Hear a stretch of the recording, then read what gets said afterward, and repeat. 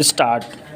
सभापति महोदय, सरकार इस स्थिति में नहीं आई है कि वह कह सके कि देश में काला धन नहीं है। काले धन को निकालने के और प्रयत्न होने चाहिए, लेकिन उसके साथ साथ इस दिशा में भी कदम उठाए जाएं कि ऐसे कामों पर रोक लगाई जाए जिससे लोगों को काला धन कमाने का अवसर ही ना मिले।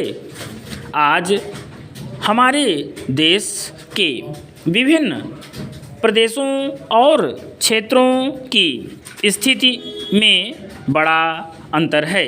इस अंतर को समाप्त किया जाना चाहिए।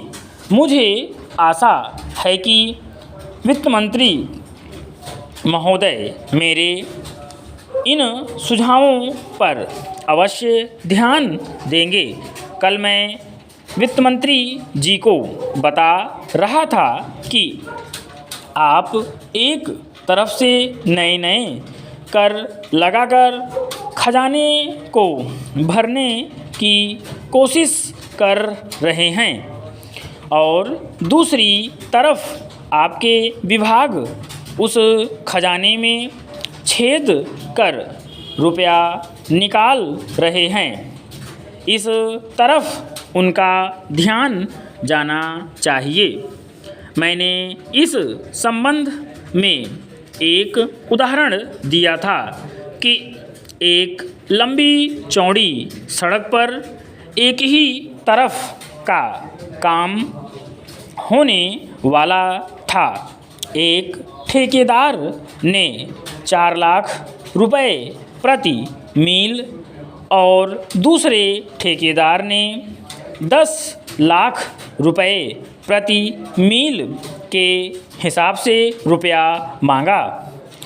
जब मंत्री महोदय के सामने यह चीज़ लाई गई तो इस बात की जांच हुई, जिसमें कुछ करोड़ रुपयों की बचत हुई है। अगर सब मामलों की जांच हो जाती तो कई करोड़ रुपयों की बचत हो सकती थी। जैसा कल मैंने वित्त मंत्री जी से कहा, उन्होंने 2 करोड़ रुपए की छूट करों में देकर हम पर एहसान लाद दिया, लेकिन मैं तो आपका कई करोड़ रुपयों का लाभ करा रहा हूँ। आप इसकी जांच कराइए और देखिए कि कैसी लूट हो रही है।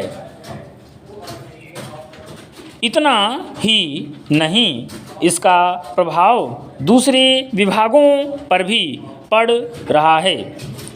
वहाँ पर जो दूसरे विभाग काम कर रहे हैं उनकी दरें भी बढ़ रही हैं या दरें बढ़ने के लिए उनकी मांग बढ़ रही है। जब वही काम एक जगह अधिक लागत में होगा तो दूसरी जगह वही काम कम लागत में नहीं हो सकता। इसलिए या तो वह चोरी करेगा या दर बढ़वाएगा। अगर एक सड़क पर ऐसा होता है तो वहाँ जो दूसरे काम चलते हैं उनमें भी ऐसा ही होता है। ठेकेदार आपके विभाग के साथ मिलकर दर बढ़ाते हैं।